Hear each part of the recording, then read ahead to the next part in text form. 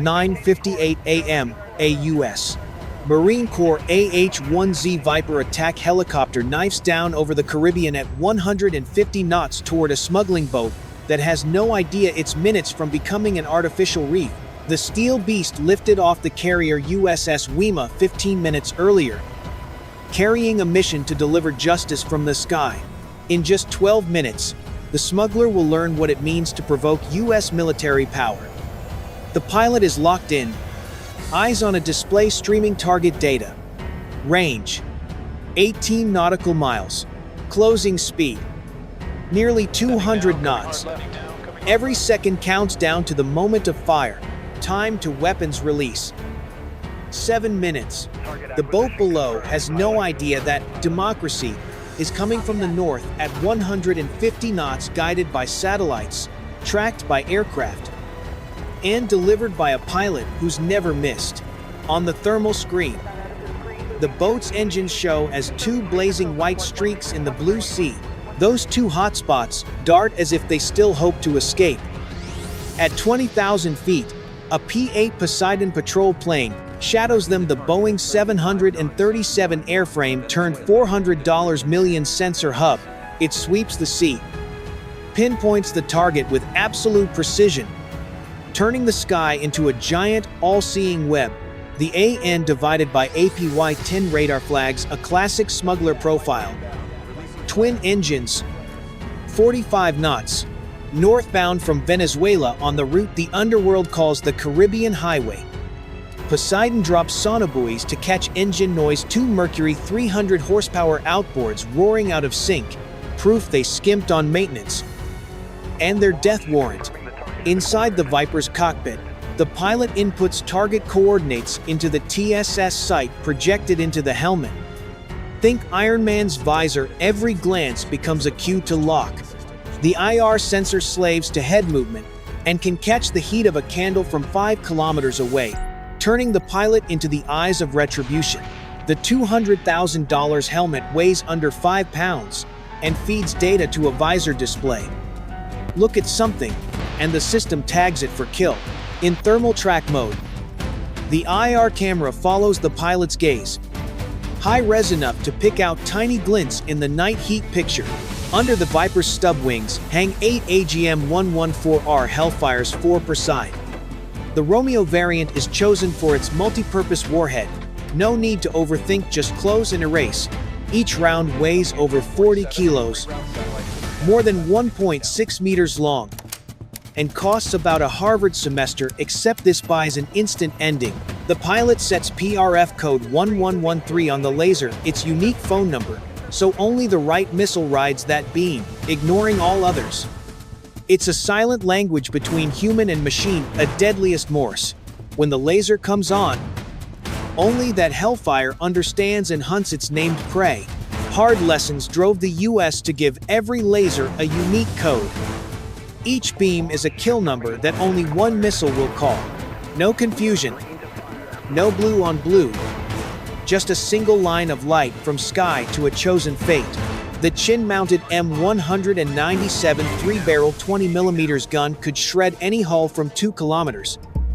But the smarter choice here is Hellfire.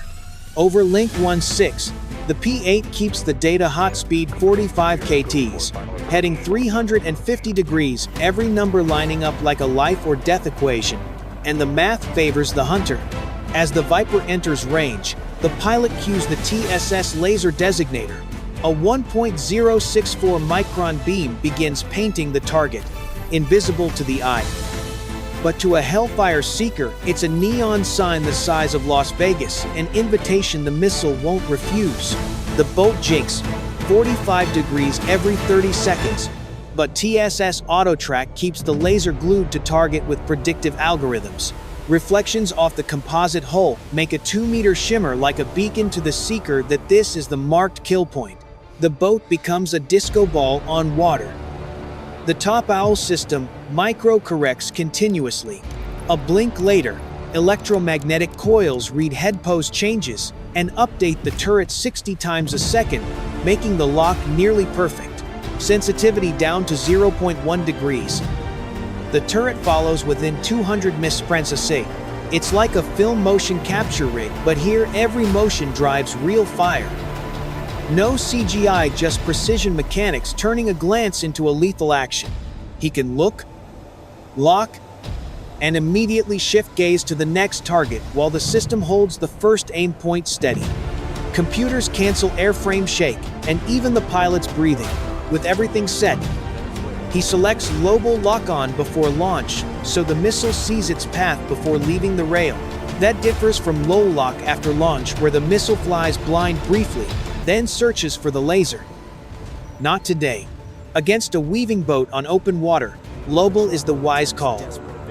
Pre-brief turns for a guided hunt. Next, attack profile. Top.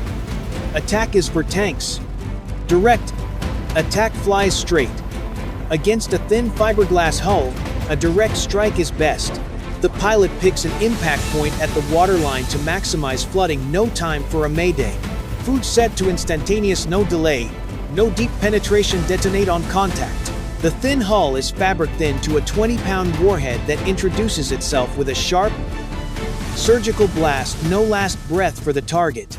Inside the Hellfire, the Seeker is cryo-cooled to minus 200 degrees Celsius by compressed argon to cut thermal noise, letting the sensor see the faintest laser glint through germanium optics. It recognizes code 1113, ignoring glare, flashes. See sparkle only the marked death beam. Built-in checks complete. The laser gyro spins at 40,000 revolutions per minute. The flight computer loads control laws. All sensors show green, from beam to brain. Every part of this technical orchestra is tuned for the downbeat. All green. Range check 5.5 kilometers ideal. Hellfire can reach 8 kilometers, but at 5.5 it brings optimal terminal energy. The pilot levels at 2,000 feet, trims out vibration for the critical moment. Numbers align and tension peaks. Viper 2-1. Weapons free. Cleared hot. At 10-9, the pilot presses the pickle.